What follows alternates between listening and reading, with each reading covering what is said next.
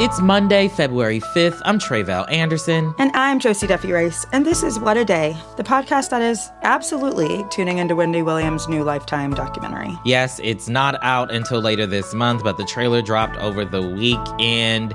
It's going to give me all the information I have been looking for about what's been going on with her. The culture has been hurting ever since she left that purple chair. It looks intense. We'll be tuned in.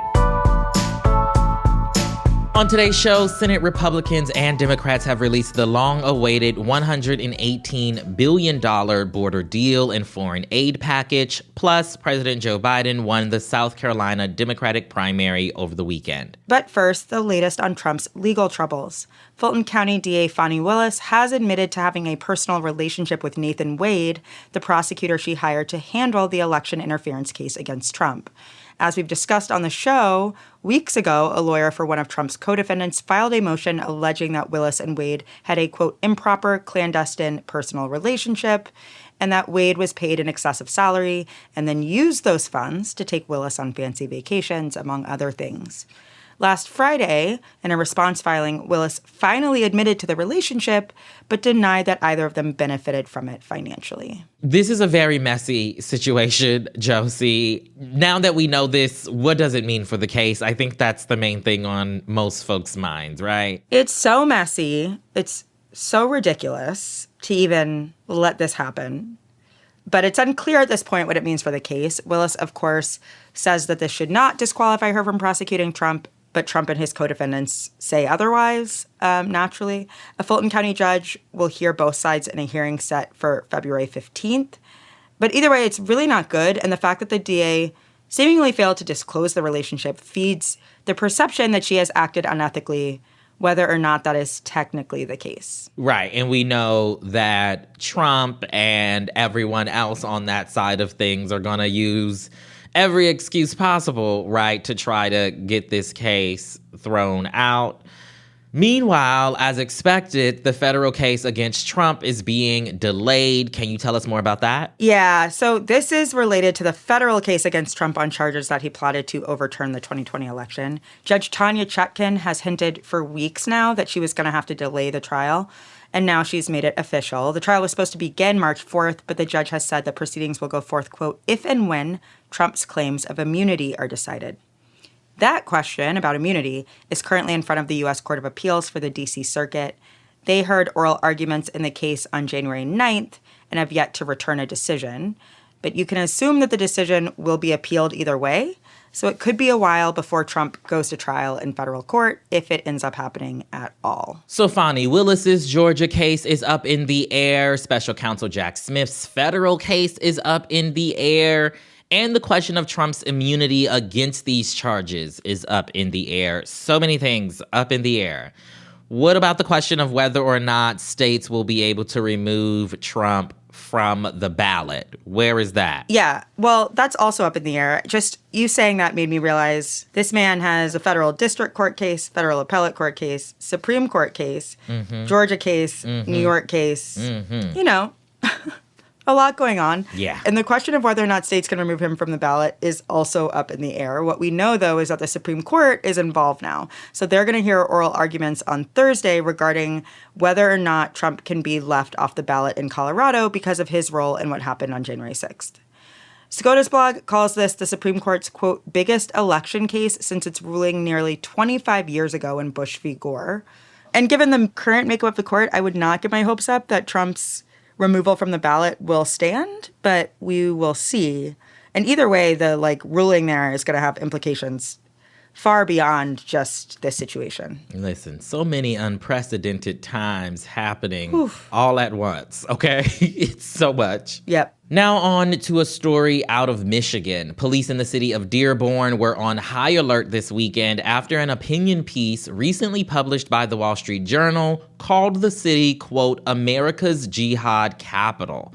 On Saturday, Dearborn Mayor Abdullah Hammoud tweeted that he was ramping up police presence across all places of worship and major infrastructure points as a, quote, direct result of the inflammatory Wall Street Journal opinion piece that has led to an alarming increase in bigoted and Islamophobic rhetoric online targeting the city of Dearborn. Yeah, I saw this pretty wild piece. It's pretty bad, even for the Wall Street Journal, which often publishes some pretty bad stuff. So tell us a little bit more about the piece. Yeah, so the opinion article was written by Steven Stalinsky, who is executive director of an organization called the Middle East Media Research Institute. Now, a quick Google about this Middle East Media Research Institute easily reveals a host of criticisms that this group has received over the years, especially since 9/11, for how they routinely negatively portray Arab and Muslim people, and how they're basically a pro-Israel advocacy group masked as an unbiased one. That's important context that perhaps the editorial page editor at the Journal might have wanted to know in advance, because this article basically does just that. It paints this suburb of Detroit as a ground zero of sorts for pro-Hamas sentiment, which is already inflammatory because it conflates being in favor of a free Palestine with being pro-Hamas, which is not necessarily the case. But when you also find out that Dearborn has one of the largest Arab American and Muslim communities in the country, hopefully you can put two and two together to see the problem here. And what's worse about this moment in particular is, as we've noted, since Hamas's October 7th attack on Israel, instances of anti-Semitism and Islamophobia have increased across the globe. The reality is that the Wall Street Journal was hella irresponsible in publishing this piece, and it's yet another example of the ways that the press can be wielded as a tool of conservative agendas to do harm to historically excluded and already marginalized communities. Of course, advocacy groups including the Council on American Islamic Relations and the Arab American Anti-Discrimination Committee condemned the article, and even President Biden called out the sentiment of the op-ed. I know that Biden was actually campaigning in Michigan last week in the Detroit area. What did he have to say while he was there? Yeah, he and his team have been in the area campaigning. He took to the app formerly known as Twitter Sunday to say, quote, "Americans know that blaming a group of people based on the words of a small few is wrong. That's exactly what can lead to Islamophobia and anti-Arab hate, and it shouldn't happen to the residents of Dearborn or any American town." Thankfully, as of Sunday afternoon, there were no reports of any negative activity in Dearborn. And in related news, there was a different story published by the New York Times' columnist Thomas Friedman over the weekend that is also eyebrow-raising, to say the least. Under the headline, quote, "Understanding the Middle East Through the Animal Kingdom," this man basically likens the U.S. and Israel to the kings of the jungle and Iran to a parasitoid wasp, and Hamas and Hezbollah apparently are the eggs that the wasp lays in the caterpillars that are Lebanon, Yemen, Syria, and Iraq. I saw someone online called it an unhinged metaphor. I'm personally inclined to agree, largely because I thought we stopped comparing human beings to animals and insects a while ago, Josie. It's so wild to write that and then think you should publish it. At what point are you using the animal kingdom and referring to people as insects that you're like, you know what? This isn't the move. This isn't going to translate. Listen, he was click-clacking on his keyboard, and he thought he was eating with this. He sure did. And this is a reminder that the editorial board of the New York Times should not be a tenured position. Well, there you go. You should stick around for a few years, and then you should move it on out, because you only have so many takes. And this was a bad one. Yeah. To say the least. You have infinite takes, perhaps, but you shouldn't, is the bottom line. That is the latest for now. We will be back after some ads.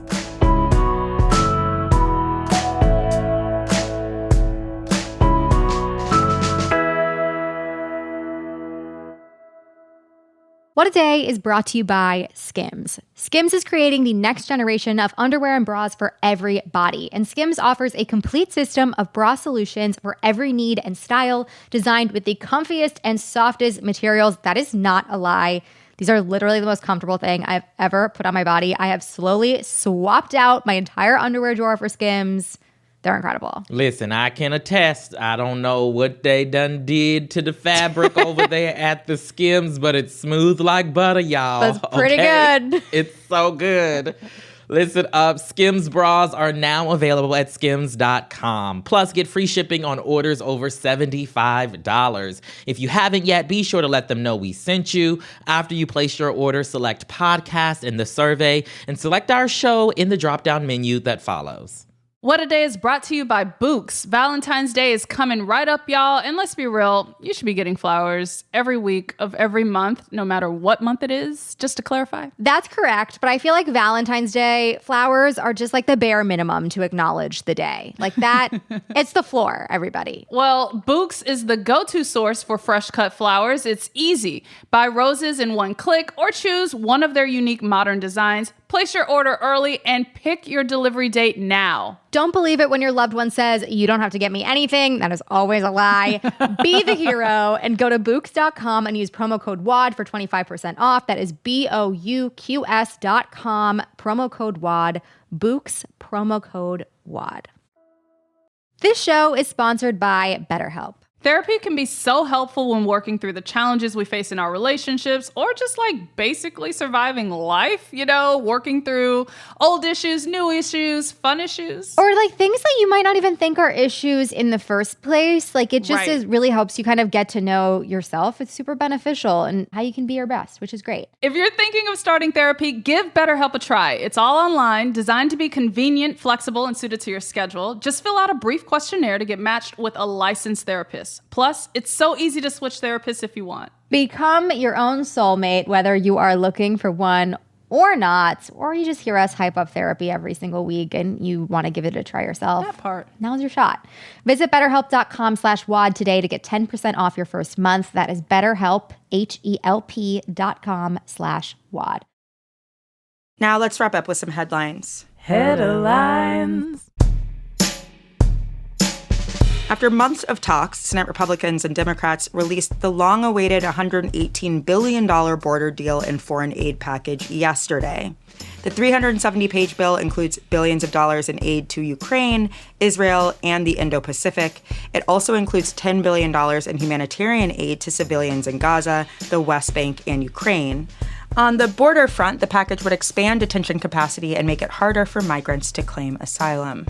It would also give the president the authority to effectively shut down the border when attempted border crossings reach above 5,000 people daily for a 5-day average. We discussed this last week, Tre'vell, about how just generally ridiculous that measure is. The future of the bill is unclear, but House Speaker Mike Johnson has already said that the bill would be dead on arrival once it reaches the House. Senate Majority Leader Chuck Schumer said he plans to hold the first procedural vote on the bill as soon as this Wednesday. President Joe Biden easily won the South Carolina Democratic primary on Saturday, giving him his first official primary victory of the 2024 campaign. He picked up 96% of the vote and now gets 55 delegates. Marianne Williamson and Dean Phillips were the other two names on the ballot, and each picked up less than 3,000 votes. But turnout was notably low. Only 4% of registered voters showed up statewide. That's one of the smallest turnouts in the last few presidential primaries for Democrats, although those races were definitely more competitive than this year's. In 2020, around 16% of registered voters showed up to the polls for the South Carolina primary. And last week on WAD, our co-host Juanita Tolliver chatted with Jamie Harrison about the importance of this primary and what it means in the broader agenda for the party. So if you haven't listened yet, you better cue it up right after this episode. We'll be sure to include it in our show notes as well. The Republican primary for South Carolina takes place later this month on February 24th. The United States and Britain launched another round of airstrikes on Yemen on Saturday, hitting 36 Houthi targets. This comes after Washington said that it struck 85 targets in Syria and Iraq on Friday, and after a drone strike killed 3 American troops in Jordan last weekend. The move marks yet another escalation of tensions in the Middle East by the U.S. You'll remember that the Houthi rebels have been targeting ships in the Red Sea since November to show solidarity with Palestinians amid Israel's assault on Gaza. But the militia has since expanded its attacks to American and British ships and has been conducting near-daily missile or drone strikes in the Red Sea and Gulf of Aden. Mohammed al-Bukaidi, a Houthi official, responded to the most recent attacks in a post online, writing that the militia will not stop targeting Israel until the country pulls out of Gaza. He wrote, quote, "American-British aggression against Yemen will not go unanswered, and we will meet escalation with escalation." As of our record time on Sunday evening, almost 100 people have been killed by the wildfires raging in Chile's Pacific coast right now, and hundreds more people are missing. There are over 150 active fires across the country, and thousands of homes have been destroyed. Firefighters have controlled a majority of those and are still battling the rest. CNN reported that at least one person has been detained in connection to the fires, and officials have said that they are investigating if these fires were intentionally started. Chile's President Gabriel Boric said that the fires in the Valparaiso region have been the worst disaster in the country since the 2010 earthquake that killed over 400 and displaced 1.5 million people. All of this is happening amid abnormally high temperatures in Chile for this time of year and during the climate phenomenon known as El Niño, which has intensified drought conditions. Meanwhile, here in the United States, an atmospheric river is sweeping across California. Heavy rains and high winds started yesterday and will continue through today. Gavin Newsom declared a state of emergency for Southern California in particular, as coastal and valley areas could see as much as 8 inches of rain. And turning back to Maui, where the community continues to recover from the deadly West Maui wildfires, a small local restaurant became the first business to officially reopen on Lahaina's Front Street nearly 6 months after the disaster. Mala Ocean Center began welcoming visitors back on Thursday. When the fires first broke out, co-owners Javier Barberi and Caleb Hopkins were sure that the center would not survive. Hopkins told Hawaii News Now that he and his family had to evacuate Lahaina on August 8th, and even though he lost his home in the flames, Hopkins came back to the town the very next day to check on the restaurant. He and Barberi were shocked to see that the building, which they believe is more than a century old, was still standing. Take a listen to what Barberi told Hawaii News Now about their decision to reopen. I know some people might not be ready to come down here, and that's totally fine. But there is a sense of coming in here and having a meal and re-feeling all of the great feelings you had. It's healing me, and hopefully it can heal others as well. Barberi and Hopkins say everyone is welcome back to the center. They just ask that guests refrain from asking staff about the fires out of respect for the loss that they've suffered. And finally, the 66th annual Grammy Awards took place last night at the Crypto.com Arena in Los Angeles. At the time of our recording at 9:30 p.m. Eastern, the show was still going on, but we did have some early winners. Starting in the world of R&B, SZA won the Grammy for Best Progressive R&B Album for her hit, SOS. She was the most nominated artist of the night with 9 nods. Singer-songwriter Victoria Monet was right behind her with 7 nominations, and she went home with at least 2 trophies, including the one for Best R&B Album. We love to see it. This is the first time Monet has been nominated for a Grammy as a lead performer, but in the past, she's received nods for her behind-the-scenes work on hit songs like Do It by Chloe and Halle, as well as a hit album you might know called Thank You Next by Ariana Grande. And then in the pop music categories, Miley Cyrus took home her first ever Grammy for Best Pop Solo Performance with her song Flowers. The moment was decades in the making, ever since Cyrus first joined the music industry as a teenager. Long live Hannah Montana, okay? And finally, in the alternative genre, Phoebe Bridgers, Julian Baker, and Lucy Dacus, the indie trio, otherwise known as Boy Genius, they took home at least 3 Grammys, including the one for Best Alternative Music Album. Their win comes just a day after the group announced that the project would be going on an indefinite hiatus. So make sure you are checking on your gay friends. They're probably not doing okay. I hear that Boy Genius is all the rage, okay? Yeah, I mean, unpopular opinion, but I think taking a break is a noble thing to do.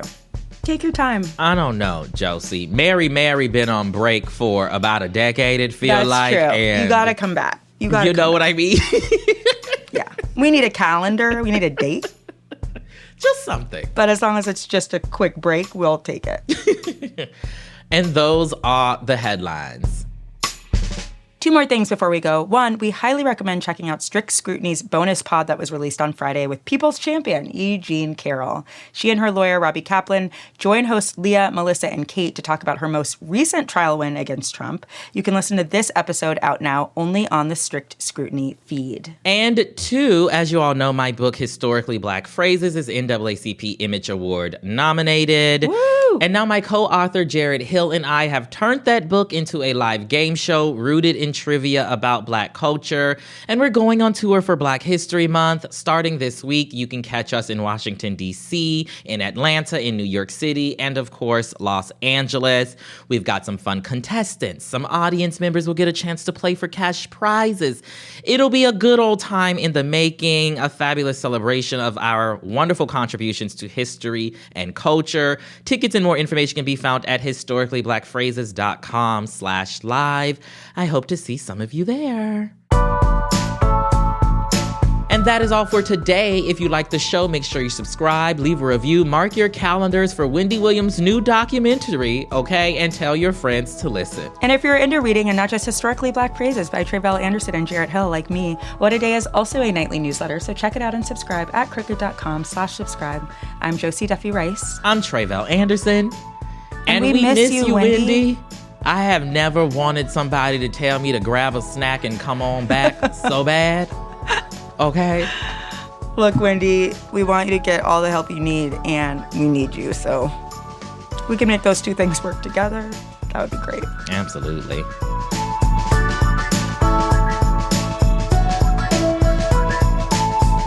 What a Day is a production of Crooked Media. It's recorded and mixed by Bill Lance. Our show's producer is Itzi Quintanilla. Raven Yamamoto and Natalie Bettendorf are our associate producers. And our showrunner is Leo Duran. Our theme music is by Colin Gilliard and Kashaka.